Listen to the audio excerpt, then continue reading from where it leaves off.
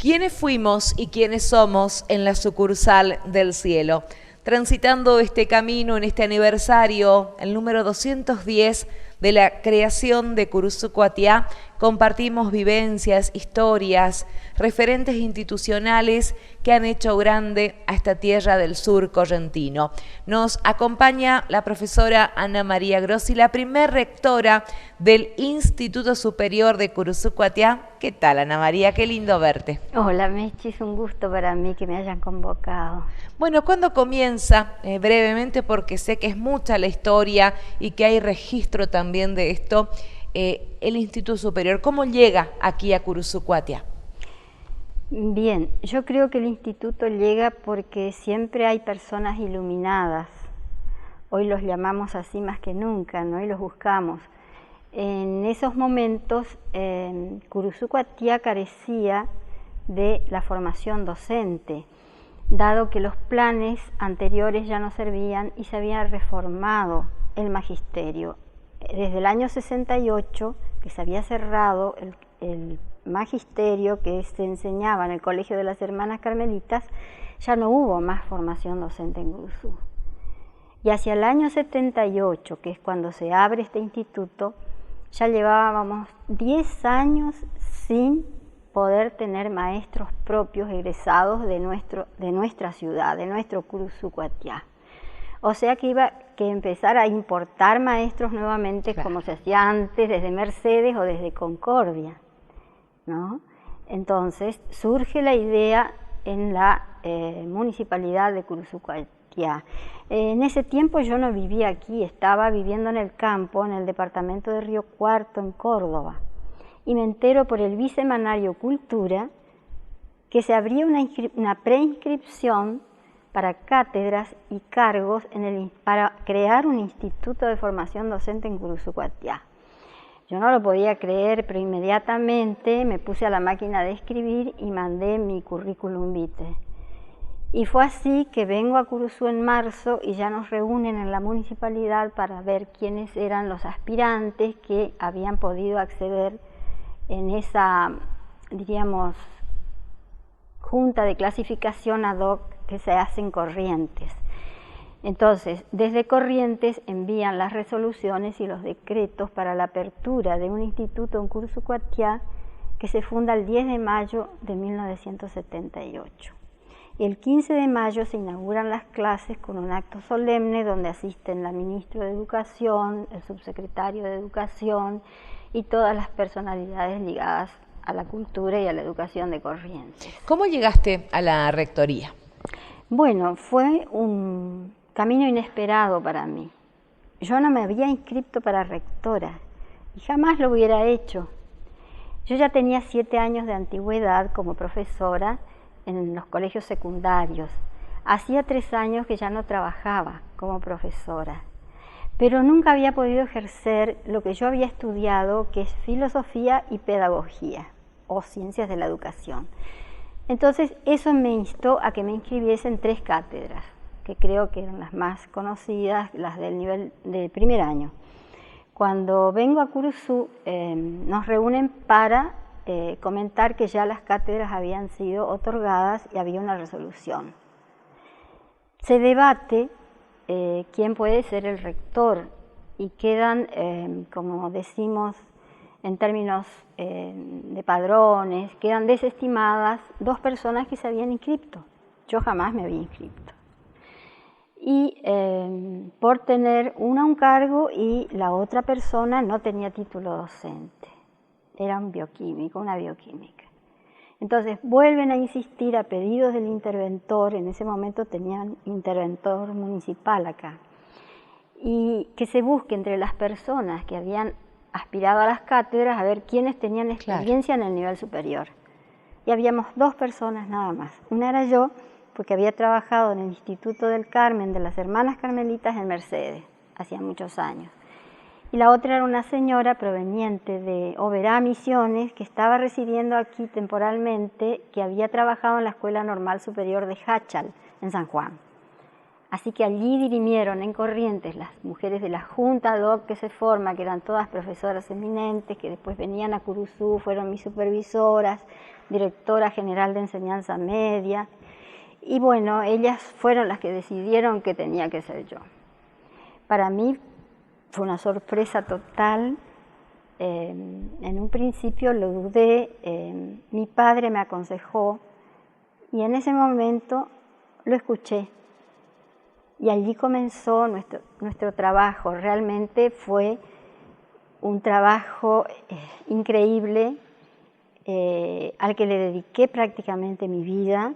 Fueron 23 años de rectorado y también 23 años de cátedras en el nivel superior, pero donde se trabaja a un ritmo increíble, porque quien no ha transitado las aulas y la secretaría de un instituto superior que funciona como una universidad, no sabe la tarea inmensa que es y la tarea que nos supera, nos superan la función, en las funciones, y luego se convierte en una misión, porque el que tiene vocación le dedica su vida prácticamente, ¿no?, a enseñar a esos jóvenes que son la esperanza de nuestra república. ¿Qué logros se fueron dando en ese camino o por los que ustedes trabajaron?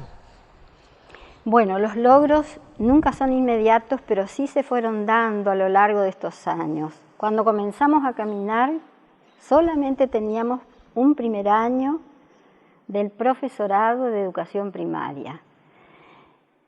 Es muy importante. Hoy justamente revisaba algunos autores que le han dedicado capítulos especiales al tema de la escolarización primaria, porque sin ella no habría secundaria y no habría terciaria ni cuaternaria.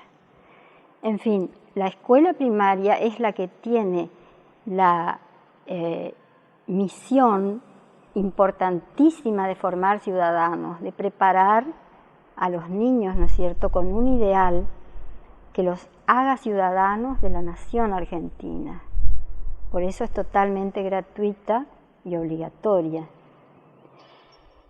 Y para nosotros asumir esa responsabilidad fue algo que en ciertos momentos nos superaba, porque aquí la provincia tenía una reforma total de los planes de estudio de la escolarización primaria.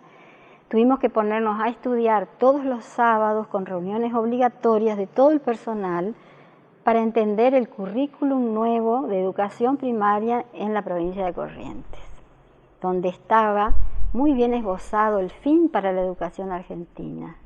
O sea que mentes muy brillantes trabajaron en Corrientes para armar esos poderosos currículos, porque eran 2 o 3 tomos enormes que nosotros teníamos que desglosar en horas libres o los días sábado y reunirnos a estudiar. Y casi todas las profesoras que han trabajado siempre trabajan la didáctica de la escuela secundaria, pero no la didáctica de la escuela primaria. Así que era una doble tarea. A mí me sirvió muchísimo el ser maestra normal nacional también, agregado, ¿no es cierto?, a mi título posterior de profesora para el nivel medio. Luego eran continuas las salidas para estudiar. Continuamente hay que ver, estudiar resoluciones, decretos, currículas, asistir a reuniones. Es una dinámica constante, o sea que no es tan fácil ser rector en un instituto superior. A ver si me comprendes, ¿cuántos hijos llegaron al instituto, hablando de carreras en sí, durante estos 23 años? Muchos, ¿no? Yo te diría, Mechi, que son más los que encargamos que los que nos enviaron. Sí. Un poco que los hicimos, ¿no? Llegó el profesorado de educación primaria, felizmente. Y una vez una directora general, a quien recuerdo muchísimo, la señora Mirta Reynoso de Gómez Sierra, me dijo: ustedes, los de Curuzú, van a tener que agradecerle eternamente a esa persona que les abrió el nivel superior en Curuzucuatiá. Nosotros éramos como el hijo olvidado. El sur de la provincia no tenía, salvo Monte Caseros, por ser frontera, y Paso de los Libres, los dos grandes institutos que se abrieron allá por los años 70. Y Curuzú tuvo que esperar, bueno, 8 años por lo menos, para poder largarse, ¿no es cierto?, con el nivel superior. Así que entramos últimos, pero tuvimos, diríamos, muchísimos herederos, muchos hijos. Con el profesorado de educación primaria, mientras tanto, al año siguiente comencé a elaborar un plan para abrir una carrera de administración de empresas agropecuarias. Investigué muchísimo, reuní muchos datos, muchos programas, los adaptamos, convocamos gente, venía gente de IDEA a Curuzú a dar charlas, nosotros conversábamos, iba a la Universidad de Río Cuarto, pedía material a la Universidad de La Plata, a la UADE también, programas de estudio, y armamos una cosa muy linda, pero quedó allí un poco en reposo porque carreras técnicas no nos permitían en ese momento abrir en un instituto superior del profesorado. Entonces, nosotros estábamos preparados para tener profesorados de todos los niveles, preescolar, primaria y especial, que fueron los que yo solicité. De a poco fuimos creciendo, en el año 82 ya abrimos el profesorado de pedagogía diferencial, como se llamaba entonces, y cursos de capacitación que nos enviaban desde Corrientes, por ejemplo, dibujo y pintura, que funcionó en ASIAC muchos años, y después abrimos el otro curso de capacitación en idioma inglés. Y todo que esto todavía está. Claro, todo esto lo iba solicitando, ¿no es cierto? Y se abrían el profesorado de pedagogía diferencial enseguida, y a consecuencia del profesorado se abre la escuela especial también, que tengo que decir que fue una profesora del instituto la que elaboró podríamos decir, el proyecto para poder crear una escuela especial. ¿Te acordás quién fue la profe? Sí, cómo no, la señora Elida Susana Hanson de Bedoya.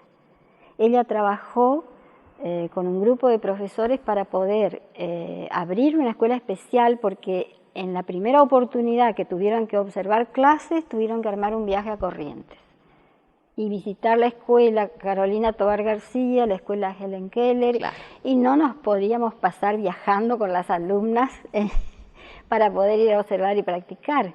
Entonces, en 1984, y gracias a una gestión política del diputado Balestra, pudimos abrir la escuela especial que lleva el nombre de su abuelo, que fue ministro de Educación de Roca. Bueno, posteriormente, abocada, ¿no es cierto?, asistíamos continuamente y organizábamos encuentros, cursos, jornadas de política, jornadas especiales, que hicimos muchísimas, creo que hasta la 7ª. Traíamos personas muy capacitadas desde Corrientes, desde Buenos Aires. Cuando organizamos jornadas de política, me acuerdo que tuvimos acá el rector del Colegio Nacional de Buenos Aires, que entonces era el doctor Horacio Sanguinetti. También la tuvimos a la licenciada María Sáenz Quesada, que es una mujer que tiene amplios conocimientos de historia, tiene numerosos libros publicados. Hemos tenido a los Bonastre dando charlas, al profesor Eric Edgar Puenitz del Instituto de Concordia, que tiene un estudio maravilloso sobre Belgrano. Y el otro tema que quizás, ¿no es cierto?, haya que tocar era el de la rotación, digamos, por distintos edificios, que un poco nos tocó a nosotros porque para llegar a la casa, ¿no? Claro, fuimos el hijo menor, digamos, de todos los niveles educativos, para llegar a la casa propia. Entonces tuvimos 5 mudanzas. Mientras tanto, el instituto crecía, teníamos profesorado, ya estábamos en la reforma. Primer lugar, salesiano, ¿verdad? Claro. Cuando se crea el instituto, el padre Raimundo Gil, que era el director, en ese momento ofrece la casa salesiana para albergar el primer año del profesorado, y allí también se abrió 2º año, que fue en el año 79. Luego una supervisora considera que no podíamos estar en un colegio privado, que no debíamos estar allí, nos lleva a la Escuela Superior número 32 Belgrano.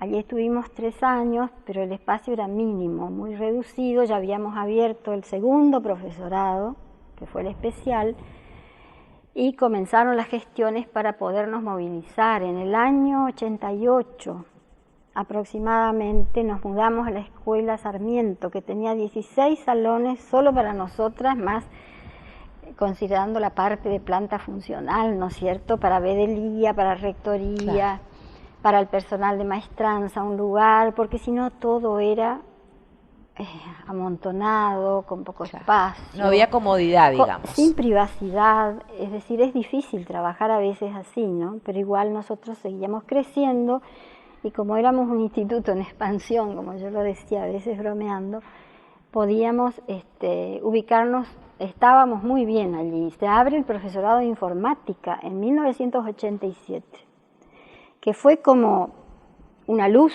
digamos, en el camino, ¿no? Porque vinieron los años y ahora estamos agradecidos de haber tenido ese profesorado que posteriormente se cierra y se reabre como una carrera corta, pero de gran salida laboral, que fue la de operador de sistemas de computación.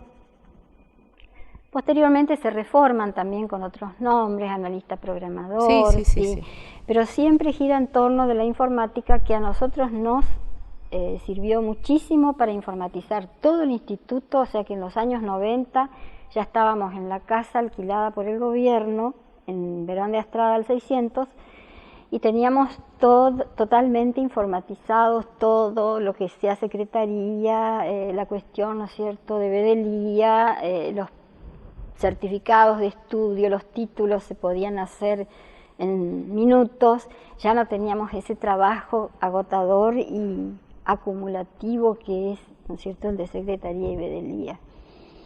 En esa casa nos toca la reforma educativa del nivel superior. Entonces somos convocados todos los meses a permanecer una semana en Corrientes estudiando. Todos los profesores que podían hacerlo y los rectores. Esa fue una idea genial de nuestro Ministerio de Educación, que yo hasta hoy lo aplaudo, porque además nos pagaron viático y estadía. No estábamos tan abandonados. En ese sentido fuimos ayudados y convocaron a las mejores universidades del país para que cada profesor de las distintas cátedras pudiera refrescar sus conocimientos y avanzar en las cosas nuevas que se estaban dando, sobre todo en materia de ciencias de la educación. Yo tuve la suerte de concurrir con los otros rectores a un curso que se denominó Institución, Sociedad, Estado y Escuela, y lo dictó Flaxo, que es una facultad muy reconocida en Buenos Aires y en Latinoamérica. Bueno, y a partir de allí viene la reforma total de los planes de estudio, los cierres temporarios de los primeros años, que se iban cerrando y continuamente se iban abriendo, que todo fue trabajo para secretaría. Por eso yo elogio a los secretarios de todos los establecimientos, porque son los que llevan la parte más pesada, ¿no?